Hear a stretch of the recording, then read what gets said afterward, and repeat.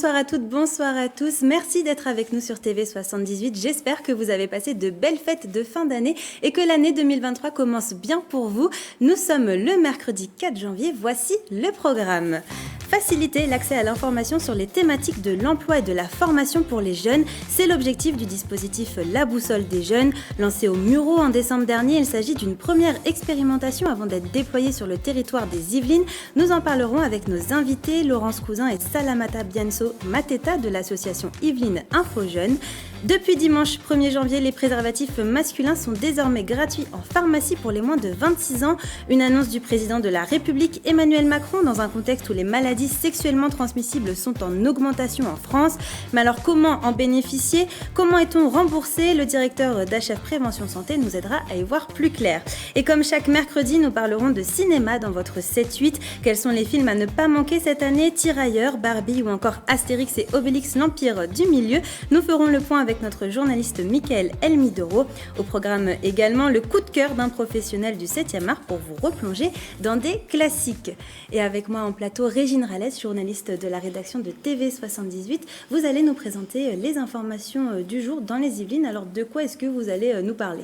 Alors bonsoir, donc à l'approche de l'épiphanie, nous allons parler de la meilleure galette des amandes des Yvelines, mais nous parlerons également de la soirée Mister France qui aura lieu à Poissy et du premier bébé né dans les Yvelines en 2023. Et ce sera dans quelques instants, alors restez avec nous également en plateau, Laurence Cousin et Salamata Bianso Mateta. Bonsoir. Bonsoir. Alors Laurence Cousin, vous êtes la directrice d'Yvelines Info Jeunes et Salamata Bianso Mateta, vous en êtes la présidente. Alors première question, est-ce que vous pouvez nous présenter cette association ? Qu'est-ce que Yvelines Info Jeunes ?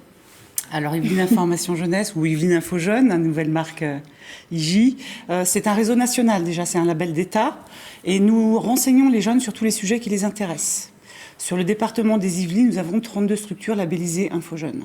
D'accord, et donc en décembre dernier, vous avez lancé le dispositif La Boussole des jeunes. On en parlera plus en détail tout à l'heure, dans quelques instants. Avec nous également Jérôme André, bonsoir. Bonsoir. Vous êtes le directeur d'HF Prévention Santé. La gratuité du préservatif pour les moins de 26 ans, est-ce que pour vous c'est vraiment utile ? Est-ce que ce facteur prix c'est utile pour l'accès au préservatif ? Alors en santé publique, on ne peut que se réjouir, mais effectivement, on va le voir, c'est pas suffisant. Et effectivement, il y a encore des choses à faire pour éradiquer les infections sexuellement transmissibles et aussi le virus du sida. Et donc on en parlera dans quelques instants, mais avant, jetons un petit coup d'œil à la météo de demain.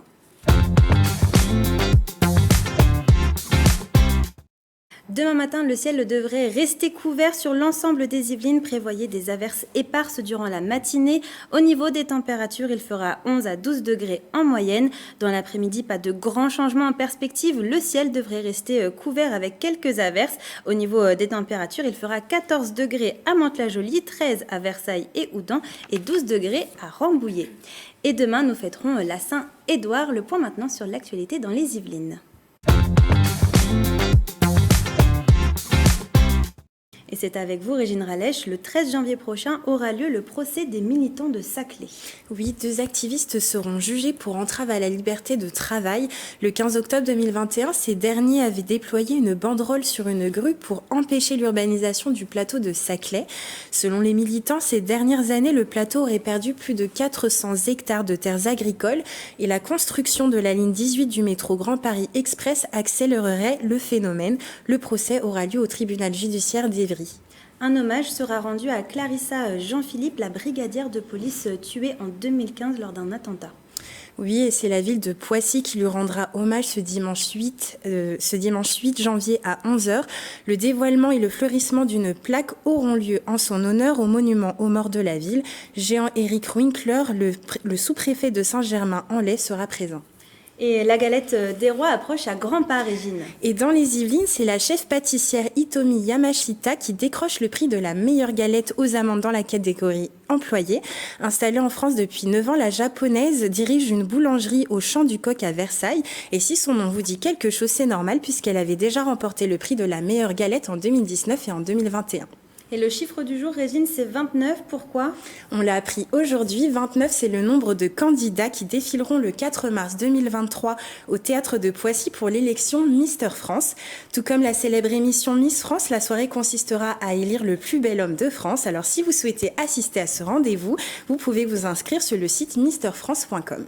Et le premier bébé de l'année dans les Yvelines est né à Poissy. Le premier bébé de l'année 2023 dans les Yvelines est né à l'hôpital de Poissy. Gustave, 3 kg 5 et 51 cm, est né le 1er janvier à 1h58. Le bébé se porte très bien, il mange bien et dort bien. C'est le bébé idéal selon ses parents Solène et Charles-Henri qui habitent Maison Lafitte. Il jouera sûrement très prochainement dans le parc de la commune avec son grand frère Hector de 2 ans, son aîné. Et vous vouliez terminer par une dernière information, Régine. Effectivement, donc pour ceux qui se seraient inquiétés à Montigny-le-Bretonneux la nuit dernière, l'alarme du collège Giacometti a résonné à cause d'un animal. Un chat serait à l'origine de l'incident. Insolite, une information assez insolite. Merci beaucoup. Et si vous aussi vous voyez une information qui vous a marqué près de chez vous, n'hésitez pas à nous le communiquer, en utilisant le hashtag 78news. Et on continue de se plonger dans les événements qui ont rythmé l'année 2022. Cette fois-ci, focus sur les mois de juillet à septembre. Canicule, Open de France de golf ou encore Big Tour. Gabriel Gontier nous rafraîchit la mémoire. Un été marqué par des chaleurs records, 33 jours de canicule, les jeux d'eau comme à l'île de loisirs de Saint-Quentin en Yvelines et les piscines sont prisées. Au zoo de Thoiry, les soigneurs distribuent des sorbets et smoothies aux animaux pour les rafraîchir. Le député de la 2e circonscription, Jean-Noël Barrot, nommé ministre délégué au numérique, il laisse son siège à l'Assemblée nationale à sa suppléante Anne Grignon. Suite à un recours, elle ne reste députée que quelques jours. Déjà suppléante au Sénat, l'élue ne peut cumuler les 2 fonctions et démissionne. De nouvelles élections partielles auront lieu en octobre. Une mise en service très attendue, celle du tram T13. Cette ligne relie en 30 minutes Saint-Cyr-l'École à Saint-Germain-en-Laye. En août, le sport reprend ses droits. Le FC Versailles découvre le championnat de national par une victoire au stade Jean-Bouin. L'équipe s'impose 2-1 contre Martigues, une belle lancée. Le département hôte des championnats du monde de golf amateur par équipe, c'est au golf national de Saint-Quentin en Yvelines et à Saint-Nom-la-Bretèche. 56 délégations pour le tournoi dames, 72 pour les messieurs. Le golf à l'honneur de nouveau fin septembre avec le retour de l'Open de France à Saint-Quentin en Yvelines. Après 2 ans d'absence, 156 joueurs présents. L'Italien Guido Migliozzi s'adjuge cette 104e édition. Côté culture, la Maison des Sœurs du Domaine d'Ors à Châteaufort est sélectionnée pour le loto du patrimoine 2022. Le monument du 19e siècle va bénéficier d'une restauration à hauteur de 129 000 €. Une rentrée en pleine inflation. Au Muro, l'épicerie sociale Isa vend à nouveau des fournitures scolaires à des prix réduits pour les familles en difficulté. Au collège, le département des Yvelines déploie son cartable numérique pour 130 000 jeunes et professeurs du territoire. Des premiers jours de cours particuliers pour les élèves de la British School of Paris à Croissy-sur-Seine. 2 minutes de silence observées en hommage à la reine Elisabeth II, décédée à l'âge de 96 ans. Le zoo de Thoiry a un nouveau pensionnaire, l'éléphanto d'Afrique Moyo, 9 ans, rejoint l'autre pachyderme du parc, Ben, âgé de 42 ans. C'est le festival de l'entreprise en France, le Big Tour de BPI France fait étape au Vélodrome national de Saint-Quentin en Yvelines, découverte de métiers, recrutement, création d'entreprises et innovation au programme de la journée. Et puis plus de 25 000 coureurs prennent le départ du mythique Paris-Versailles. La course revient enfin après la pandémie de Covid-19. Une 43e édition remportée par Anaïs Kenmer chez les femmes. Côté hommes, une grande première avec un Versaillais vainqueur, Justin Dourlan. On en parlait en début d'émission, l'association Yvelines Info Jeunes a lancé en décembre dernier le dispositif La Boussole des Jeunes. Avec nous pour en parler, Laurence Cousin, la directrice d'Yvelines Info Jeunes, et Salamata Bianso Mateta, la présidente. Alors, première question, c'est quoi cette boussole des jeunes ? Alors, c'est quoi ? Je vais laisser Laurence répondre à c'est quoi cette boussole ? Oui, alors c'est une plateforme numérique qui s'adresse aux 15-30 ans. Et qui, alors quand on dit la boussole, c'est des boussoles, puisqu'en fait on choisit des thématiques. Donc on a fait le choix de la double thématique emploi et formation. Et donc quand le jeune va sur le site boussole.jeune.gouv.fr, il lui suffit de mettre son code postal et d'accéder soit, s'il a besoin d'une formation, à l'espace formation, soit à l'espace emploi. Et là, il y a un questionnaire qui va permettre d'affiner sa demande et son besoin pour le diriger vers le professionnel qui va pouvoir l'accompagner. La valeur ajoutée de cette plateforme numérique, c'est que le jeune a la garantie d'avoir un retour en moins de 7 jours. C'est 7 jours maximum. Le délai est assez court. Le délai est assez court. Alors, il peut ne pas vouloir éventuellement avoir cet accompagnement, mais il aura des informations, et le nom et les coordonnées des structures qui peuvent l'accompagner. Et alors, comment ça a été mis en place? Pourquoi est-ce que c'est le territoire des Mureaux qui a été sélectionné? Alors ça m'intéresse. Alors effectivement, déjà, je vous remercie pour votre invitation et mettre en lumière ce magnifique réseau InfoJeunes que j'ai eu le plaisir de piloter et de porter avec les 32 structures. Alors pourquoi? Tout d'abord, ce projet, initialement, devait être porté en 2020. Mais malheureusement, le confinement a freiné ce projet. Et le choix du territoire des Mureaux s'est fait, je pense, parce que c'est un territoire également dynamique. Et j'ai le plaisir également d'être élue sur le territoire et aussi présidente de la mission locale. Donc ça fait un lien quand même assez étroit. Et voilà, je pense que c'est parce que le territoire est assez dynamique, un territoire jeune. Il y a la grande ville qui est les Mureaux, mais bien sûr, nous avons des zones rurales. Et c'est important pour nous, en tout cas politiquement, de porter ce projet aussi vis-à-vis des jeunes du secteur rural. C'est important d'aller vers eux. Voilà, tout simplement. Et donc, vous avez parlé de la mission locale, dont vous êtes la présidente. Quels sont les professionnels avec qui vous travaillez justement sur cette boussole des jeunes? Alors, peut-être que Laurence veut compléter? Oui, tout à fait. Alors, déjà, l'association a recruté, donc on a recruté une personne spécifiquement, donc Aurélie Ernaud, qui est la référente sur le déploiement de la boussole des jeunes sur le 78. Excusez-moi, j'ai zappé la question. Quels sont les professionnels, avec qui vous travaillez? C'est vrai que nous, on travaille déjà depuis l'association a plus de 45 ans, donc on est déjà en contact direct avec les partenaires de ces thématiques-là, mais pas que. Donc on les connaît bien. Donc l'idée, c'est de recenser l'offre de services sur ces 23 communes que représente le territoire des Mureaux. Donc on les connaît et après on cherche aussi un petit peu. Et donc on va les accompagner dans un extranet pour qu'ils puissent détailler l'offre de services. Et donc là, aujourd'hui, c'est une première étape, puisque l'inauguration a eu lieu le 14 décembre dernier. Donc c'est vraiment une première étape. Et là, on a déjà plus d'une vingtaine de partenaires et c'est une cinquantaine d'offres de services. Quels sont ces partenaires, justement? Alors, il peut y avoir Pôle emploi, la mission locale, bien entendu, Insercite, plein d'autres, NQT, donc nos quartiers ont du talent. Territoire zéro chômage, enfin tous les acteurs en tout cas qui sont dynamiques sur le territoire des Mureaux. Donc effectivement, aussi bien associatifs que finalement institutionnels, comme le Pôle emploi. Tout à fait. Donc c'est vraiment, je pense, c'est également la richesse en fait de ce territoire-là. C'est vrai qu'on a quand même l'habitude de travailler déjà de façon naturelle avec tous les partenaires possibles. Donc ça s'inscrit naturellement, j'ai envie de dire, dans ce partenariat. Et donc c'était nécessaire d'avoir une plateforme pour regrouper tous ces services parce que vous aviez l'impression que les jeunes étaient un peu perdus? Vous n'avez pas connaissance de tous ces services? C'est vrai que l'intérêt, c'est qu'il y a beaucoup de dispositifs qui sont effectivement méconnus. Et puis les jeunes aussi, il faut aller vers les jeunes. On voit aujourd'hui, on le constate, tout partenaire confondu, qu'effectivement, il faut vraiment aller vers. Et donc la plateforme numérique, c'est bien parce que le jeune, il peut à minuit, 1h, regarder sur Internet et puis prendre un contact. Donc ça, c'est essentiel. Et puis c'est vrai qu'on a cité peut-être les structures les plus connues, mais c'est aussi intéressant de voir les structures moins connues, et notamment associatives. Je pense à la profession sport et vie associative qui va rejoindre le dispositif. Ils ont un dispositif qui s'appelle Sésame, qui permet à des jeunes de financer des formations dans le domaine du sport. Donc vous voyez, c'est aussi ça, c'est vraiment, on citait Pôle emploi ou la mission locale, c'est assez connu, mais il y a d'autres structures qui le sont beaucoup moins, et il y a des dispositifs qui peuvent vraiment être accessibles à ces jeunes, et donc c'est vraiment tout l'objectif et l'enjeu de ce dispositif-là. Et puis au-delà des partenaires, mais qui sont essentiels bien sûr pour faire vivre la plateforme, des partenaires qui ont une offre de service, il y a aussi les ambassadeurs. L'idée, c'est aussi tous les professionnels qui s'adressent aux jeunes, de près ou de loin. Donc on a mis, on a des goodies, c'est aussi l'idée de communiquer. Alors, parce que juste un tout petit peu plus il faut communiquer effectivement pour faire connaître cette plateforme. Donc voilà, un tote bag, il y a un carnet, il y a de la documentation qui est à disposition des professionnels pour qu'ils puissent aussi effectivement communiquer sur cette nouvelle plateforme numérique. Et alors, il y a beaucoup d'entreprises qui n'ont pas de réponse à leur offre d'emploi.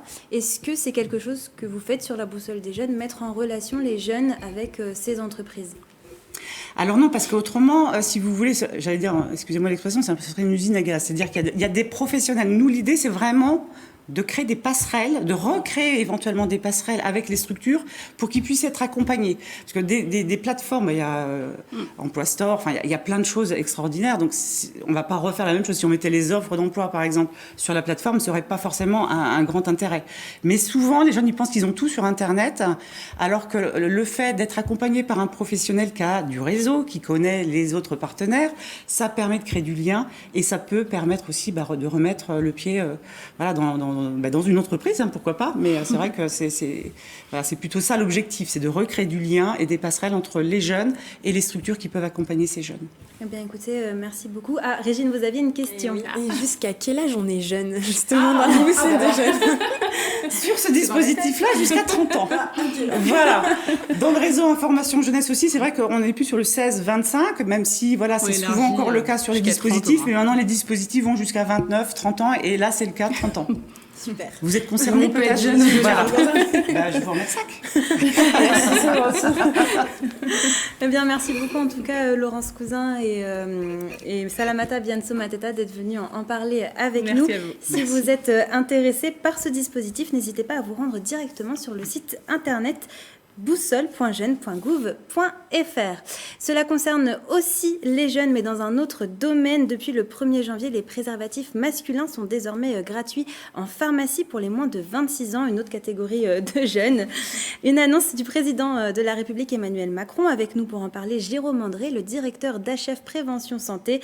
Alors, première question, comment est-ce qu'on fait pour en bénéficier de ces préservatifs gratuits ? C'est assez simple. Vous pouvez donc vous rendre, à partir du moment où vous avez moins de 26 ans, dans n'importe quelle pharmacie, et puis vous seront proposés donc 2 boîtes de préservatifs, soit les Eden, soit les Polaris. Donc, oui, il y a seulement 2 marques. Il y a 2 marques. Les Polaris, d'ailleurs, c'est un côté nostalgique aussi pour HF Prévention, puisque c'est l'une des marques dont le parrain est Christophe de Chavannes, qui, pendant des années, a réclamé à ce que le préservatif soit gratuit. Il faut croire qu'effectivement Emmanuel Macron l'a entendu, puisque c'est lui qui a permis notamment d'avoir un coût extrêmement faible, extrêmement bas, pour justement que les jeunes puissent avoir des préservatifs limite un peu gratuits. Et il était fer de lance de ça. Et le président de la République a dû l'entendre, puisque les préservatifs aujourd'hui sont complètement gratuits en pharmacie pour les moins de 26 ans. Il suffit d'avoir, quand on a entre 18 et 26 ans, une carte vitale. Et si vous n'avez pas de carte vitale et que vous avez moins de 18 ans, vous avez le droit de vous présenter en pharmacie. On vous remettra effectivement donc une boîte. Les contours sont encore un peu flous aujourd'hui, puisque dans la précipitation, l'annonce d'Emmanuel Macron a été faite, mais il n'y a pas eu de directives très claires qui ont été posées. Mais il semblerait que ce soit une boîte par jour. Et donc, comment est-ce qu'on fait pour se faire rembourser ? Alors en fait, on ne se fait pas rembourser. C'est-à-dire que simplement, on va en pharmacie, on présente la carte vitale si on est majeur, moins de 26 ans. Si on est mineur, on vous la remet comme ça. Et ensuite, on vous la remet et merci, au revoir.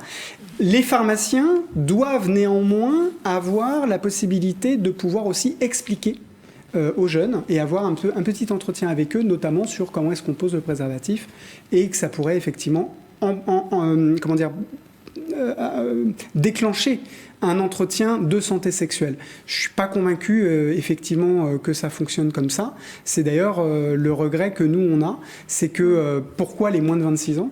Là, on le voit dans le dispositif de la boussole, c'est les moins de 30 ans. Et puis, HF Prévention avait fait d'ailleurs un plaidoyer auprès du ministère de la Santé et d'Emmanuel Macron, parce qu'au départ, c'était les 18-26 ans et ils n'incluaient pas donc les mineurs. Tout comme nous, ce qu'on dit aussi, c'est que tout le monde n'a pas de carte vitale. Et pourtant, il nous apparaît nécessaire de pouvoir effectivement le donner d'une manière très large. Cette réforme fait suite à une réforme effectivement qu'il avait déjà proposée il y a 2 ans, où on pouvait effectivement aller chez son médecin et demander une ordonnance pour avoir 2 boîtes par an. Félicitons-nous effectivement de cette nouvelle réforme, mais c'est pas suffisant parce qu'en réalité on le voit, et on le voit d'autant plus à HF Prévention puisqu'aujourd'hui on fait sur l'année donc 2022 qu'on vient de quitter, on a réalisé plus de 16 000 dépistages du VIH et des IST en université, puisque effectivement on travaille sur l'ensemble des universités d'Île-de-France, mais pas seulement, et en général, oui, la mise en place de vous le connaissez bien. préservatifs gratuits permettrait peut-être de faciliter ou en tout cas de ralentir la Oui, transmission des maladies. mais le problème de la santé sexuelle, c'est que c'est pas que un problème d'outils, c'est aussi un problème de discussion avec les gens, de pouvoir effectivement modifier les comportements de nos jeunes. Aujourd'hui, il y a beaucoup de jeunes qui imaginent que le préservatif, c'est aussi, quand on leur dit « mais est-ce que tu mets un préservatif ?» Ils nous disent « bah non, c'est bon, ma copine, en l'occurrence, prend la pilule, donc je n'ai pas besoin de mettre de préservatif. » Or, en réalité, le préservatif, certes, est un moyen de contraception, parmi tant d'autres, mais c'est aussi et avant tout un moyen de se prémunir des infections sexuellement transmissibles, du virus du sida, qui malheureusement sont en plein boom. Nous, on le constate sur nos chiffres, 16 000 dépistages, et j'ai sorti les chiffres Île-de-France, et j'ai fait un focus sur les Yvelines, puisqu'on est dans le 7-8 et que ça nous intéresse. On est à 64% d'IST sur chaque dépistage. Donc rendez-vous compte, à chaque fois qu'on dépiste, on dépiste des infections sexuellement transmissibles. Donc il y a une vraie urgence à pouvoir agir et sur le fait d'élargir encore le préservatif gratuit, mais aussi de pouvoir permettre aux gens d'avoir de l'information en santé sexuelle. Et comme vous nous connaissez bien, on a voulu répondre ça avec effectivement plus de 300 professionnels de santé, puisqu'on a créé Sacha, qui est la première intelligence artificielle conversationnelle. Et aujourd'hui, ça montre bien le besoin, puisque Sacha réalise 25 000 conversations chaque mois. Chaque mois, il y a effectivement 25 000 conversations qui sont réalisées. Et là, on est vraiment dans de la haute couture, si je puis dire ça ainsi, de la haute couture sur de la prévention, puisque Sacha répond vraiment aux besoins des jeunes en matière donc de prévention. C'est ça qui sera intéressant, ça sera effectivement de démultiplier la prévention, le dépistage, et pas seulement de rendre un outil gratuit, même si ça reste nécessaire. Et alors, la rédaction de TV78 s'est rendue à la rencontre des jeunes pour leur poser la question si pour eux c'était une bonne chose la gratuité des préservatifs. Les propos recueillis par Patrick Jacques de Dixmude et Ludivine Canard. J'ai déjà entendu parler sur les réseaux et je trouve ça vraiment top parce que ça permet à tous de se protéger des enfants et également des maladies. Vraiment, je trouve que c'est une bonne idée. Puis il y a des gens qui n'osent pas forcément aller en acheter, qui n'ont pas l'argent. Enfin, c'est tout con, mais il y en a, leurs parents, ils vérifient un peu leur compte. Et du coup, ils ont pas très envie que leurs parents le sachent et donc ils osent pas et donc ils prennent des risques. Après, est-ce que je vais l'utiliser? Je sais pas, ça va dépendre surtout de la qualité de ce qu'ils vont te donner en soi. Mais comme c'est gratuit, ouais, je pense que c'est une très bonne chose, rien que pour ceux qui n'ont pas les moyens de s'en fournir. Et même pour les autres, ça peut faire des économies, etc. Non, je pense que c'est bien parce que peut-être il y a ce côté aussi un peu tabou d'acheter des préservatifs en magasin qui fait que potentiellement certains se restreignent dans ce genre d'achat. On peut pas dire j'avais pas d'argent, j'en ai pas acheté, on pourra pas, il y a pas d'excuse possible. Donc c'est une bonne chose. Alors on vient de l'entendre, les jeunes sont plutôt contents, mais la question du prix a clairement un impact, Jérôme André. Alors la question du prix a un impact, mais aussi le lieu. C'est-à-dire qu'en vrai, et là on le voit effectivement dans le micro-trottoir, il y a des jeunes qui pensent qu'on va pouvoir le trouver dans des magasins. Il aurait mieux valu aussi permettre que quand on va dans une grande surface ou une supérette, eh bien qu'on puisse avoir ce dispositif de gratuité n'importe où, n'importe quand. C'est ça qui est ennuyeux, c'est qu'effectivement, il ne faut pas imaginer que tout le monde ira en pharmacie pour pouvoir avoir des préservatifs gratuits. Donc, quid de l'accès ?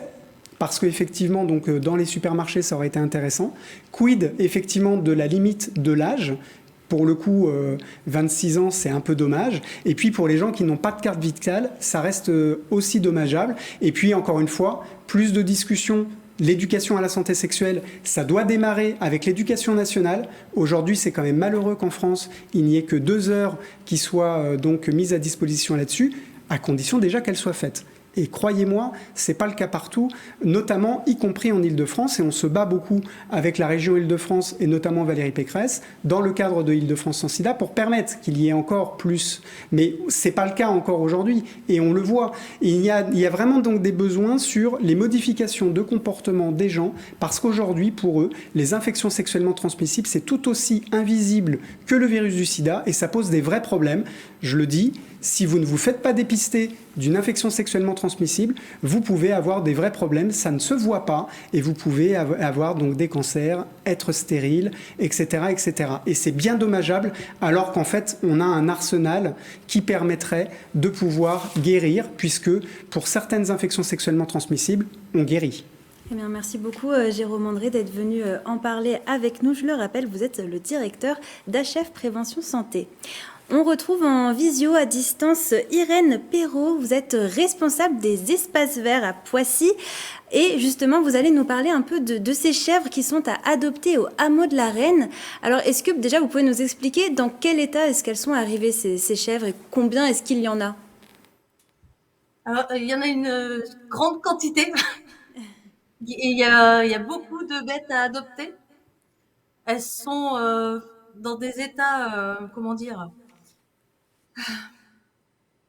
on vous sent un ému. petit peu, oui, voilà. Le bien-être animal est là. Et donc, du coup, elles sont dans des états un petit peu de chaque. Enfin, il y en a qui ont des pattes cassées, il y en a d'autres qui sont pas entretenues. On voit que c'est des bêtes qui ont un peu souffert. Et donc, du coup, elles attendent que de l'amour. Et donc, comment est-ce qu'on fait pour les adopter, ces chèvres? Alors, adopter une chèvre, c'est pas un acte anodin. Il faut déjà à peu près 1000 mètres carrés pour une chèvre. Et surtout, bien faire attention de faire des bons enclos. Parce que les chèvres adorent s'en aller voir qu'est-ce qui se passe ailleurs. L'herbe est toujours meilleure. Et alors, je crois qu'il faut aussi les adopter par deux. On ne peut pas adopter une chèvre toute seule. Sinon, elle serait trop triste. Il faut qu'elle soit deux. C'est comme nous, en fait. On aime la compagnie, ben c'est pareil. Est-ce qu'il y a d'autres choses à savoir qu'est-ce qu'il faut pour les nourrir? Qu'est-ce qu'on doit leur donner? Sachant qu'un enclos d'herbe, pour 1000 mètres carrés, comme je disais, pour une seule bête, donc là, ce serait 2000 pour deux, qu'il faut séparer en deux, parce qu'en fait, elle grignote un peu partout. Donc, si on le sépare en deux, ça va pouvoir permettre de laisser pousser l'herbe d'un côté. Et comme ça, elles auront toujours un peu d'herbe fraîche. Toujours mettre du foin à disposition. Et sachant qu'une chèvre, ça peut boire jusqu'à 10 litres d'eau. D'accord, donc c'est assez conséquent. Est-ce qu'il faut toujours être présent sur place ou est-ce qu'on peut les laisser un peu vivre leur vie Non, elles n'ont pas besoin de nous réellement, en fin de compte.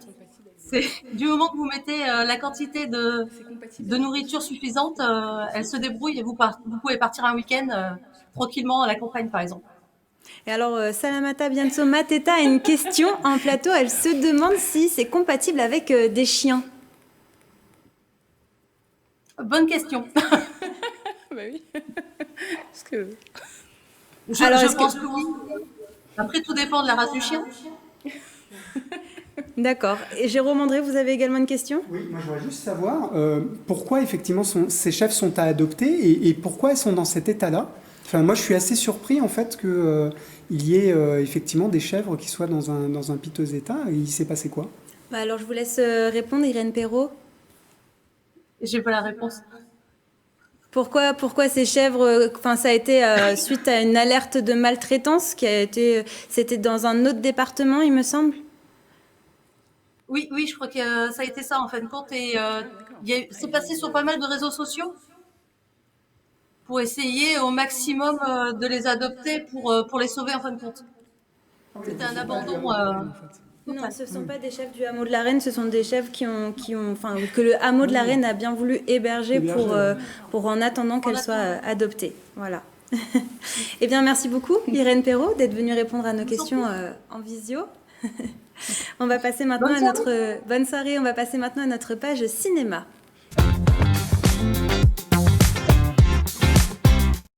Et on commence par le coup de cœur cinéma d'un professionnel. Cette semaine, c'est le réalisateur Gauthier Barra qui vous propose son coup de cœur. Regardez.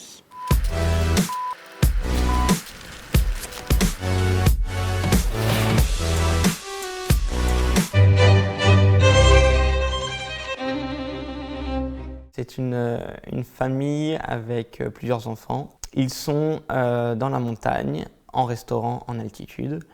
Il va y avoir ce qu'on appelle une avalanche contrôlée.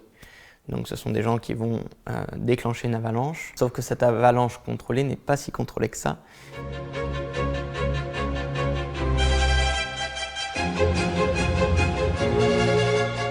et va arriver au ras de ce restaurant en altitude dans lequel est la famille. À ce moment-là, le père prend son portable, court se protéger et la mère saute sur les enfants. À ce moment-là, on arrive sur un drame familial.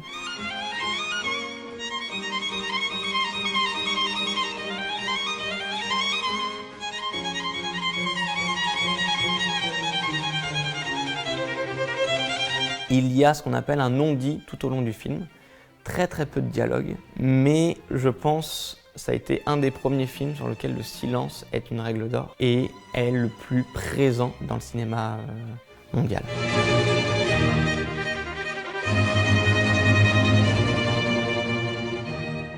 Nous sommes sur la règle du père protecteur qui éclate. On peut parler concrètement de hors-piste du cinéma, avec une musique en fait qui revient régulièrement, qui est la musique de l'hiver des 4 saisons de Vivaldi, et qui est l'unique musique qui est utilisée au sein de ce film. C'est un travail sur le comportement humain et de ses réactions, un effondrement du couple, du silence qui pose lourd, un renforcement sur eux-mêmes, sur les personnages.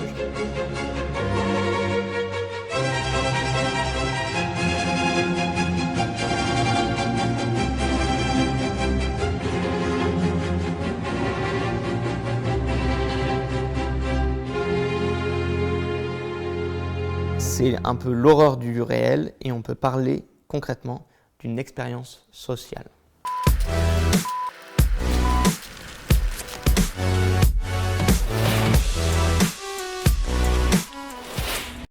Et on poursuit cette page cinéma avec vous, Mickaël Elmidoro. Bonsoir. Bonsoir. Vous allez nous parler des films à ne pas manquer en 2023. Et on va tout de suite commencer par un film qui vient de sortir en salle ce mercredi 4 janvier. Son nom, Tirailleurs. Dans le rôle principal, on retrouve le trappiste de 44 ans, Omar Sy. Le synopsis, en 1917, Bakary Diallo s'enrôle dans l'armée française pour rejoindre son fils de 17 ans, recruté pour participer à la Première Guerre mondiale. Envoyés sur le front, père et fils vont affronter la guerre ensemble avec des objectifs différents. Une belle histoire de famille avec en toile de fond une page historique. On regarde un extrait.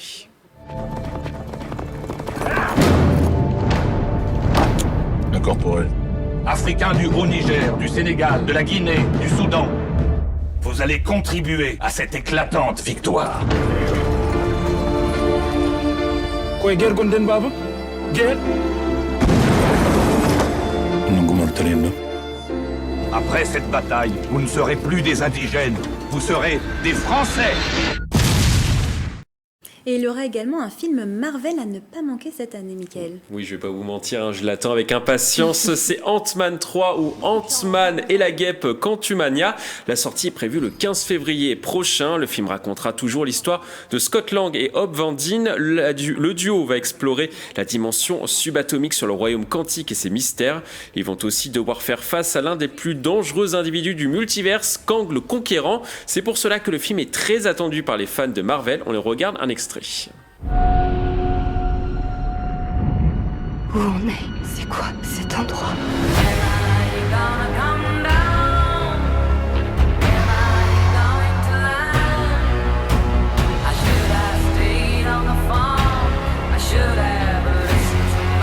C'est un univers caché à l'intérieur du nôtre. De quoi tu as peur? Je ne vous ai pas tout dit. Et on continue avec un film plutôt grand public. Si je vous dis un village d'irréductibles Gaulois résiste encore et toujours à l'envahisseur, vous me répondez quoi, Mathilde? Astérix et Obélix. Eh bien oui, Astérix et Obélix, l'Empire du Milieu va sortir le 1er février prochain. Dans les acteurs, on retrouvera Guillaume Canet, originaire de Plaisir, Gilles Lelouch, l'ancien attaquant du PSG Zlatan Ibrahimovic, ou encore Vincent Cassel. L'histoire se déroulera en 50 avant Jésus-Christ. L'impératrice de Chine est emprisonnée suite à un coup d'État. Sa fille demande de l'aide à Astérix et Obélix qui acceptent. Les Romains seront également de la partie avec César et sa puissante armée. Ça donne très envie d'aller le voir.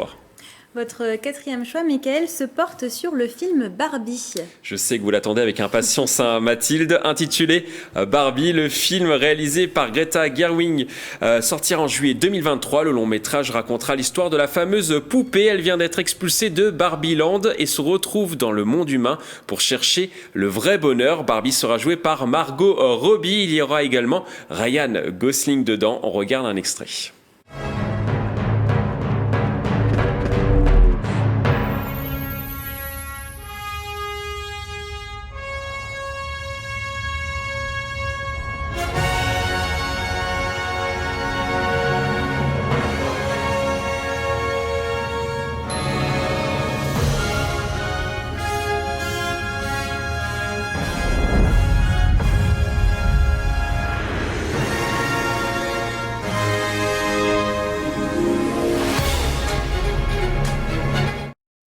Effectivement, un film bien déjanté que j'ai bien envie d'aller voir au cinéma. Et enfin, on termine par un film qui sortira en février, Michael. Oui, le 22 février, très précisément. The Fabelmans, réalisé par Steven Spielberg, racontera l'histoire du jeune Sammy Fabelman qui rêve de devenir réalisateur. C'est un biopic de 2h31 minutes. Ce qui est intéressant, c'est que cette autobiographie s'inspire de la propre jeunesse du cinéaste. Un projet très personnel pour Steven Spielberg, qu'il avait en tête depuis de nombreuses années. Le film a fait un carton en avant-première au Festival international du film de Toronto 2022 où il a remporté le prix du public. Et pour les puristes de musique de film, c'est John Williams qui a travaillé sur le projet. Merci beaucoup, Michael Almidoro. Alors, est-ce que, autour du plateau, Michael, Régine, vous avez une préférence pour l'un de ces films ou est-ce qu'un autre film, pour vous, c'est le film de l'année 2023 ? Régine, peut-être. Moi, j'ai tous envie de les voir, là, pour le coup. J'ai vraiment tous envie de les voir. Peut-être Ant-Man un peu moins que les autres. Vous n'êtes pas trop Marvel. Ouais, non, pas trop. Mais sinon, oui, c'est vrai que tous les autres, Tirailleurs, je pense que c'est intéressant de se pencher dessus. Barbie, pour mon enfance.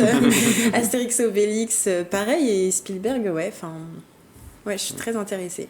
Et vous, Michael, je pense que c'est Ant-Man 3. Ant-Man 3, exactement. C'est ce que j'ai dit précédemment, mais tous les films que j'ai présentés ont l'air très très bien. Ouais, il y a un autre film que j'irais bien voir aussi, c'est Oppenheimer. C'est avec l'acteur de Peaky Blinders. C'est sur comment a été créée la bombe atomique en fait pendant la guerre froide. Donc c'est un film un peu historique que j'aimerais bien découvrir également. Il y aura de beaux films en tout cas en 2023 à découvrir au cinéma. Exactement.